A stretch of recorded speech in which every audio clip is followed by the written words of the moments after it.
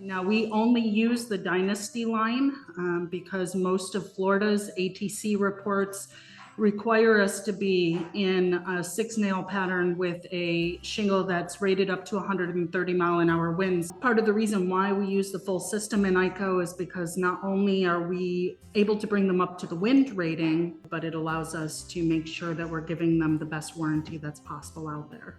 I've been in business now, it'll be 2 years on April Fool's Day, which I find kind of funny.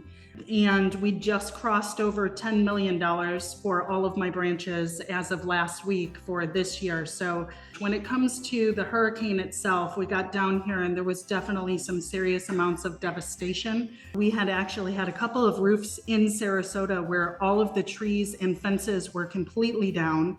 And I knocked on the door because I knew it was an IKO color. And believe it or not, they had the roof installed in less than 5 years.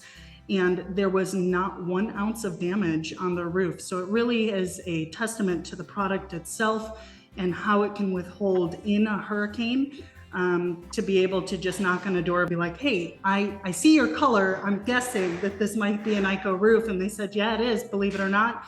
And we put it on because we thought it would be a good product. Now, they weren't our customer. It was just a random stranger that we stopped by, and lo and behold, it was fully sealed. There was no creases, no wind damage. Every ounce of fence was down, and there was the roof in perfect shape.